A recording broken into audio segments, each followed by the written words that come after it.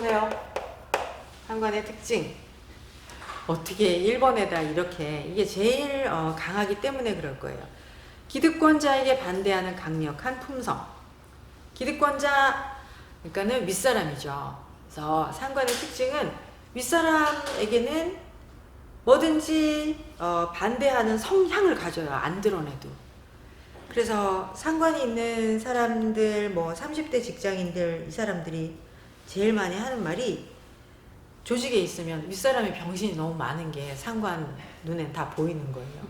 윗사람이 너무도 마음에 안 드는 사람이 많아요. 윗사람의 단점이 너무도 잘 보여. 그래서 그 윗사람에게 반항하는 게 항상 있어요. 그래서요, 시비, 송사, 반항. 그리고 그 기득권자나 윗사람에게서 당하는 부당한 대우에 대해서 꼭 목소리를 내죠. 시정을 요구를 해요. 그러면은 윗사람은 이거를 상관이 했기 때문에 반항으로 딱 받아들여요. 그래서 구조조정 대상에 항상 상관이 제일 먼저 올라간다. 그건 왜냐하면 아랫사람 편드느라고 윗사람한테 대들었거든요. 그러니까 윗사람이 보기에는 반항하는 놈으로 보이니까 쟤부터 잘라야 돼 이렇게 생각하는 것 같아요. 그래서 상관은 항상 부당한 명령에 대항을 해요. 그래서 명령에 불복종하는 모양으로 나타나고, 예를 들어서 이제 이게 선생님들 맞는지 한번 생각해 보세요. 식신은 남편의 타당함과 부당함을 따지지 않고 모두 옳다고 말한다면, 상관은 남편이 틀리면 난 죽어도 그 말이 틀렸다고 바락바락 대드는 게 상관이라는 거죠. 그래서 부당한 건 부당하다라고 말하는 게 정상이잖아요. 그죠? 근데 남편이 싫어하고 남편이랑 불편한 관계가 된다. 그러니까 제가 그걸 가르칠 필요가 없어요. 그런 분이 있는데 우리는 그렇지 않아요. 사람이에요. 그냥 이렇게 제 말은 그 습성을 얘기하는 거예요, 선생님. 저는 뭐라 그러면 어느 누구가 뭐라고 잘못 말을 해도 우리 스승이 그래도 스승이 진짜 되지도 않는 이상한 얘기를 하잖아요. 그러면 저는 그냥 네 알겠어요 이러고 들어요. 네, 저는 안 따져요. 그거는 저도 그래요. 그런데 그 한전 이게 식신은 그렇고요. 상관은 속으로 아니면 겉으로 슬쩍 지나가는 말로도 꼭 꼬집어서 얘기를 해요. 네가 틀렸어 라는 얘기를. 이게 식상이 다른 점이라고요. 어떤 여인이 식신으로 하기도 하고 어떤 여인이 상관으로 꼬시기도 하는 거를 보면은 어머 남자가 딱 나타나면은 그 여자끼리만 있다가 남자들이 탁 오면 이게 표정이 달라지고 이렇게 갑자기 막 이런 사람들이 있어요. 진짜 톤이 달라지죠. 네. 네. 근데 그러니까 간목이 병화도 있고 오화가 있는 여자분은 같이 있을 때는 식신처럼 막 하다가 남자들이 탁 나타나면요 거기서 바로 그냥 매력 어필 탁 해요. 이거 상관이에요. 남자도 그래요? 예? 남자애들? 남자도 그러지 않을까요? 예. 상관이라는 거는 그 이성에 대해서 어필하는 능력, 재미있게. 근데 저는 안 그런 것 같은데. 선생님은 정인 있잖아요. 그죠? 정인이 있어서 그런가요? 박 선생님은 저도 정인이 있어요. 네 정인이 있는 분들은 네 그렇게 하는 게 되게 수치스러워요. 유치하게 유치하고 굉장히 질 떨어져 보여요. 품이 없게. 상관계인가요? 네, 맞아요. 그러니까 그 상관이 지금까지 있는 그래서 이제 잘 생각하셔야 되는 게 우리가 지금 이 말하고 있는 상관의 특성이 그 다음에 어떤 글자가 있느냐에 따라서 완전히 다른 모습이에요. 그걸 꼭 기억을 하셔야 돼요. 그래서 상관이 있는데 정인이 있다? 그러면은 이거 안 해요, 선생님. 절대로. 얼마나 말도 우아하고 고상하게 하는지 몰라요. 목소리 지르고 그렇지 않고요. 눈매도 매섭지도 않고 그렇거든요. 근데 선생님은 눈매 매섭다고 선생님 상관 적이라서 그래요. 내 손은 아닌데. 안매 매섭지 않은데 째려보는. 그게 상관의 눈빛인 거예요. 눈빛이 사람들. 무섭다고. 예. 제가 아무리 째려봐도 쟤 왜 나 째려보지라고 하는 사람이 없거든요. 예. 저는 식신이고 천간에도 없잖아요. 근데 상관이 투한한 사람들은 눈매가 매서워요. 원래 매 눈을 가졌다 막 이렇게 표현을 해요. 네. 그래서 이거를 어떻게 알았겠어요? 이 표현을 한 사람이 그거를 많은 사람들한테 보고 느낀 거잖아요. 제가 이런다니까요, 진짜. 지금도 저는 우리 남편이 뭐 이렇게 뭐 엉뚱한 얘기를 막 해도 알았어 이러고 끝나요. 저는 그걸 대들지도 않아요. 완전 그리고 저는 원래 잘 안 싸우거든요, 누구랑도. 근데 이제 그게 그냥 들어주기 때문이에요. 예. 그래서 제가 그래서 처음에는 얘가 상관 경관이 있거든요, 사주에 저희 딸이. 되게 걱정했어요. 근데 뭐 진생이야 이렇게 생각하기로 했어요. 다시요. 그 다음에요. 상관은 상하적 개념을 싫어하는 성향, 밑줄. 그러니까요, 상관은 자유를 너무도 추구해요. 그래서 상관은 굉장히 자유분방해요. 특히 여자들에게서는 많이 느껴져요. 왜냐면 여자가 항상 억압당하는 이런 걸 느끼기 때문인 것 같아요. 사회주의적 사상, 이거 조금 이상하지만 하여튼 상하 개념을 싫어한다. 자유를 추구한다. 상관이라는 글자가 항상 관을 위협하잖아요. 그죠? 그래서 관을 위협하기 때문에 관이 의미하는 법, 제도, 규칙, 관례 이런 것에 대해서 개혁을 요구하는 거예요. 그런데 개혁이 안 되면 내 요구가 관철되지 않으면 반대적인 행동을 하겠죠. 그래서 단체나 모임을 결성해서 대항하고자 하는 거예요. 이걸 좋게 표현하면 인권, 약자들의 모임에 항상 상관이 있어요. 앞장서고 있어요. 그 다음에 이제 똑같은 의미죠. 지금 조금 전에 얘기한 거와 두 번째, 강자에게 강하고 약자에게 약하다. 그래서 윗사람한테는 굉장히 대들고 윗사람한테는 껄끄럽고 충성을 안 하면서 또 아랫사람들을 엄청 챙겨요. 그래서 상관이 투관한 사람들은 항상 아랫사람들이랑 잘 지내요. 아랫사람이랑 잘 지내고 윗사람이랑 잘 못 지내요. 그래서 제가 항상 상관이 있는 사람들한테 항상 얘기해요. 20대, 30대 뭐 상담하는, 아니면 제가 가르치는 학생 중에 상관이 강한 아이가 있거든요. 그럼 항상 얘기해요. 절대로 윗사람한테 제안하지 말아라고. 그리고 윗사람에 대한 그런 거를 표현하면 안 된다. 항상 이렇게 표현을 해요. 제가 상관이 있는 사람들의 고등학교 2학년 학생의 행동을 한번 설명을 해볼게요. 얘가 아주 좋은 고등학교 다녔어요. 공부도 잘했어요. 근데 선생님이 수업을 너무도 잘 못하는 거예요. 그래서 선생님이 맨 마지막에 남고였는데 선생님이 수업을 다 하고 나서 끝에 갔을 때 너희들이 이번 학기 수업에 대해서 불평이 있거나 뭐 잘못된 점이 있거나 이렇게 생각하면 그걸 써라 이렇게 말을 했대. 그래서 상관이 있는 애는 그거를 다 썼다는 거예요. 근데 자기 친구들도 똑같이 자기랑 설명을, 선생님 정말 못 가르친다는 둥 뭐 어쩌고 저쩌고 했던 애들은 다 전혀 그런 말을 안 쓰고 뭐 유익했다 이렇게 써보냈다. 딱 자기 혼자만 그렇게 썼대요. 네. 쓰라고 했잖아. 쓰라고 했잖아. 쓰라고 했는데 얘는 쓴 거예요.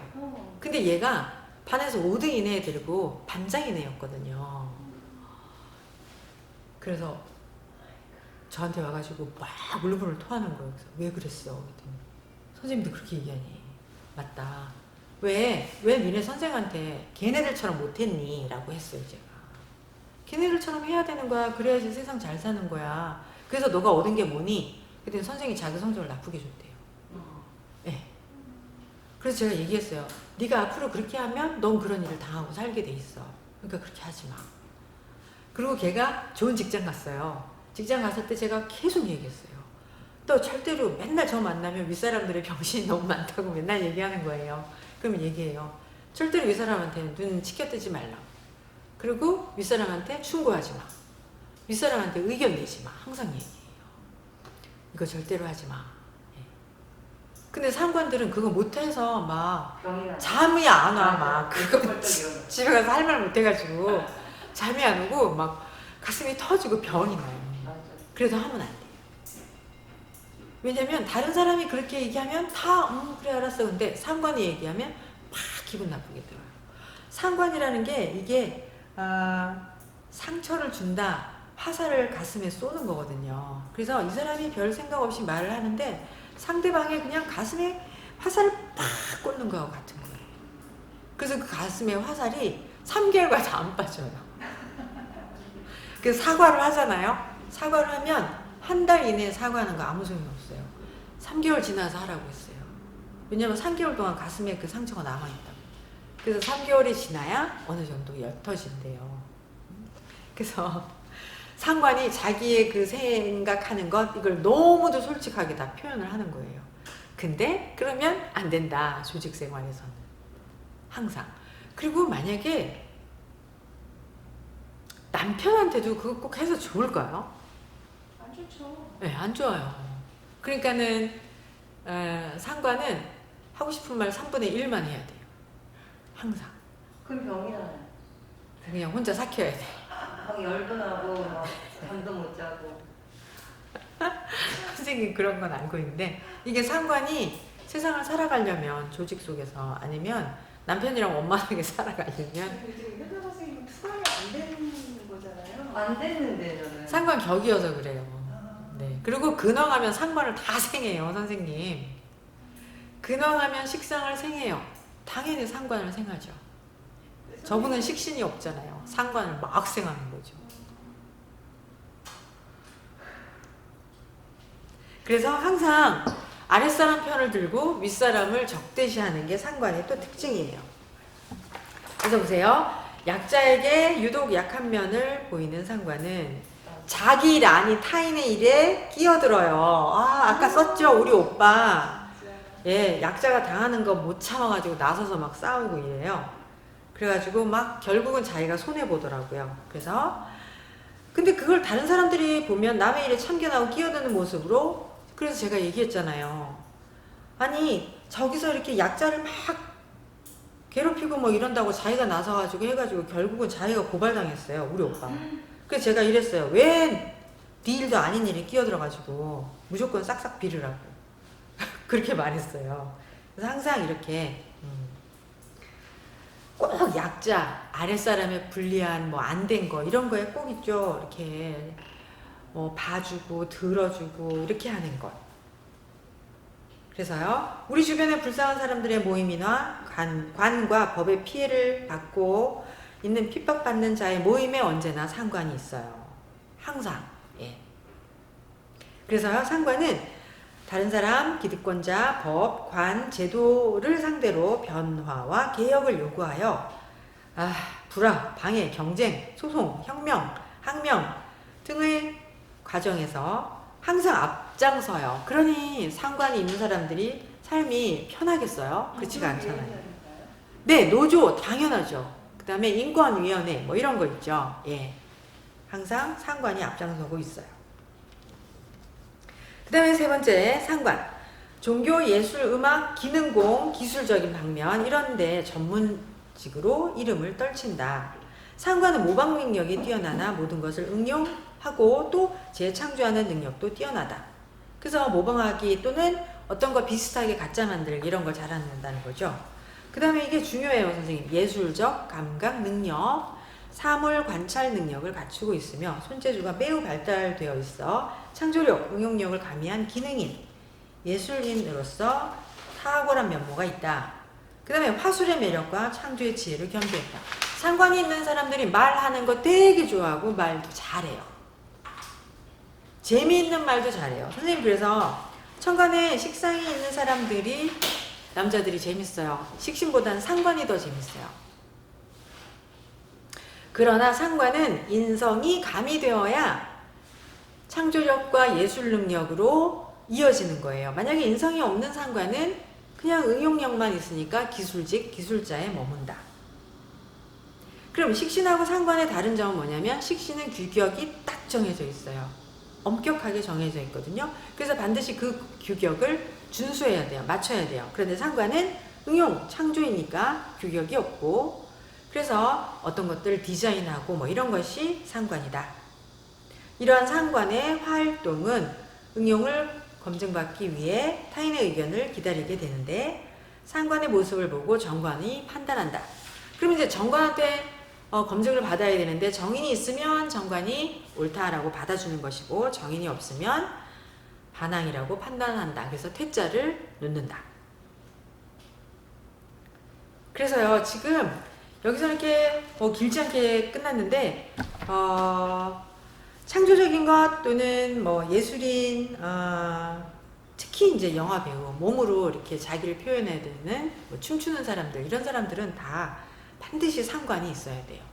그럼 이제 식신으로 춤추는 사람하고 상관으로 춤추는 사람하고는 뭐가 다르냐면요. 식신은 어려서부터 꾸준히 갈고 연마하고 닦고 이런 기능을 발휘하는 거예요. 상관은 순간적인 끼로도 그 많은 세월을 닦고 온 사람들보다 더 잘할 수 있는 순간적인 끼가 있는 거예요. 그래서 깊은 실력이라는 거를 만약에 연예인으로 하면 순간적인 끼와 그 순발력과 연기력이 더 있어야 되는 거 아닐까요? 그죠? 그래서 이제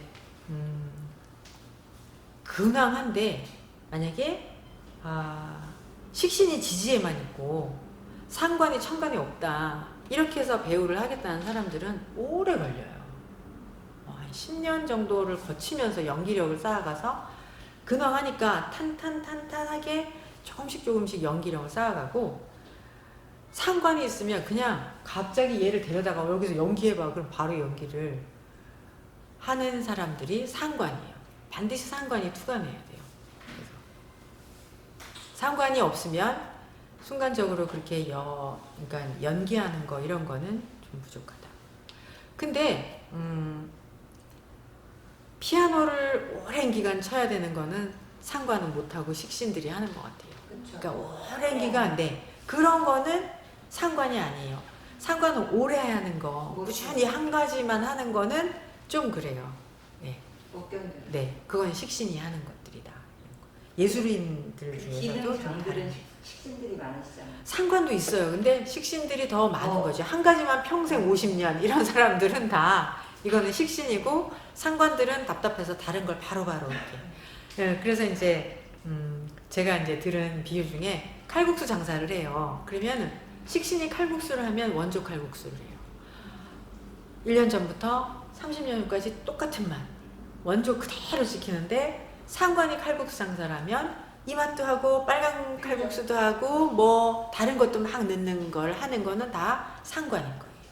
그래서 응용을 해요. 항상 응용을 하고 뭐 다른 사람이 뭐 한다 그러면 또 그걸 빨리 가서 모방해가지고 다 하고 이런 건 다 상관이다.